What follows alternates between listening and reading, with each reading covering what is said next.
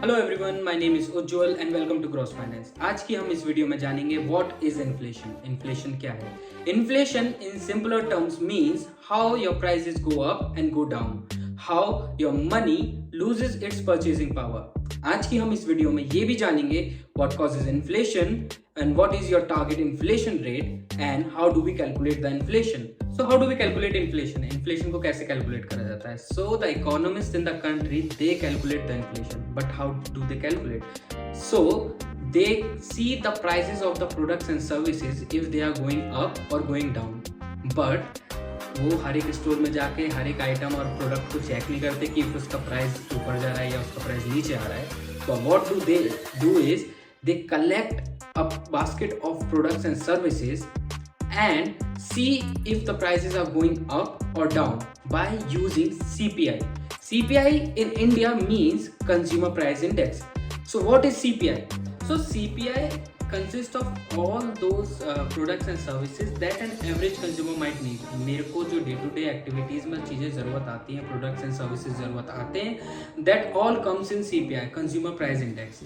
So जो economist होते हैं, जो कंज्यूमर्स यूज करते हैं डे टू डे एक्टिविटीज में, वो उनको सबको बास्केट में डालते हैं and then they calculate the CPI and उसके बाद वो डिफरेंट वेट्स लगाते हैं। They put different weights over the products and services they have collected. For example, अगर मैं एक cake once in a month और ट्वाइस इन अ मंथ खा रहा हूँ एंड उसी जगह मैं पानी, जो कि मेरा रोज के लिए एक एसेंशियल चीज है, तो उन दोनों के वेट्स अलग अलग होंगे। So how do we calculate CPI? CPI calculate कैसे करा जाता है? सो टू कैलकुलेट सीपीआई, इसका एक बहुत ही सिंपल फॉर्मूला होता है, जो कि है कि CPI of the current period and CPI of the previous period, इन दोनों को यूज करेंगे and the formula will be CPI of current period minus CPI of previous period divided by CPI of current period times 100, जो कि हमें inflation rate देगा। So much inflation is good.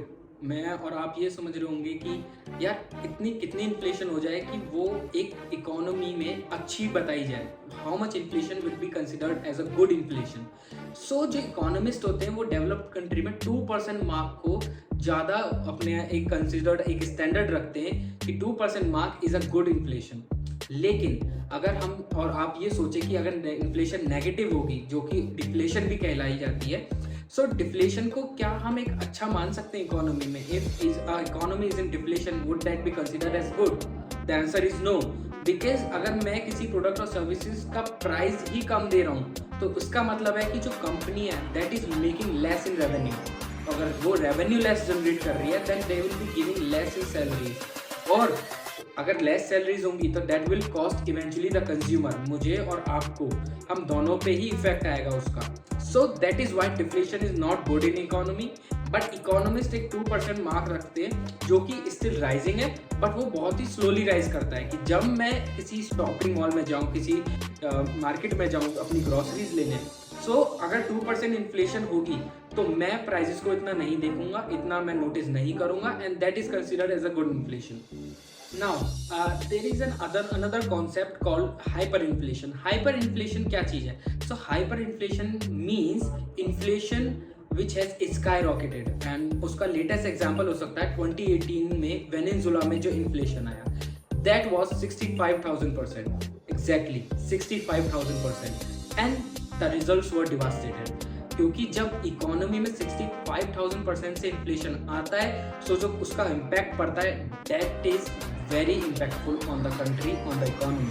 For example, अगर आप उस time पर जब inflation नहीं था, अगर उस कंट्री में आप जाके एक कप ऑफ कॉफी लेते तो 0.45 सेंट्स बोलीवर, जो कि उनकी एक लोकल करेंसी है, आपको वो इतनी सस्ती मिलती है। लेकिन आफ्टर अ इन्फ्लेशन ऑफ 65,000%, वही कॉफी जो कि 0.45 सेंट्स की मिल रही थी, वो हो जाती है 1700 बोलीवर, जो कि बहुत ज़्यादा है। अगर आप एक कंपेयर करें कि अगर एक इंडिविजुअल की सैलरी 1500 बोलीवर है और एक कप ऑफ कॉफ़ी की प्राइस 1700 बोलीवर है, तो आप सोचिए कि he can't afford a single cup of coffee as well.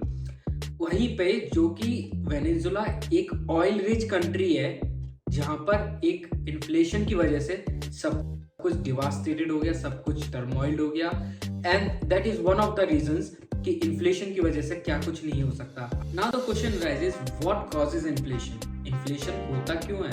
So there are two major reasons behind that. हमने इकोनॉमिक्स की क्लास में सबने ये पढ़ा है कि they are major two reasons. एक है डिमांड पुल, एक है कॉस्ट पुल. तो डिमांड पुल एक ऐसी सिचुएशन है जहाँ पे डिमांड एक प्रोडक्ट की बहुत ऊपर आ जाती है एंड वहीं पे उसकी सप्लाई बहुत कम हो जाती है. फॉर एग्जाम्पल वेनेजुला में ही टॉयलेट पेपर की डिमांड एक टाइम पे इतनी ज़्यादा हो गई थी कि उसकी सप्लाई बहुत कम थी. वहीं पे लोग यूएस जाके टॉयलेट पेपर खरीद रहे थे एंड आ रहे थे, एंड दैट शोज कि डिमांड टॉयलेट पेपर की वहाँ पर कितनी ज़्यादा हो गई थी. तो as a result the price of the toilet paper skyrocketed. कि उसका प्राइस इतना ज़्यादा हो गया कि people weren't able to afford as well. The next one is cost push inflation. So in cost push inflation, the price of the things is too costly that the companies try to put on the prices to be profitable. कि उनको profit में आने के लिए उसकी cost इतनी बढ़ानी पड़ती है कि that it causes the cost push inflation. The next example would be the oil companies. So the oil companies have to dig into the oceans deeper and deeper.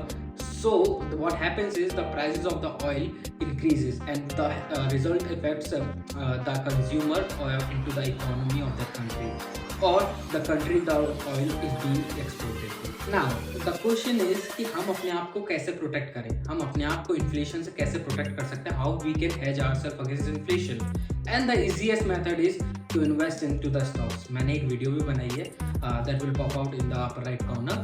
You can check it out. उसके बाद the second thing you can do is invest in real estate, because in real estate the prices of the commodities you buy, the prices of the estates you buy, they adjust themselves according to the inflation. अगर आपने थोड़े साल पहले 1 करोड़ की कोई चीज़ खरीदी है and now inflation के बाद वो 2 करोड़ की है तो उसने अपने prices automatically adjust कर लिए. And these are 2 steps one can take to protect themselves against inflation. That is it for today's videos. I hope you all liked it. If you like it, please do like, share and subscribe. Follow me for more such content. Thank you.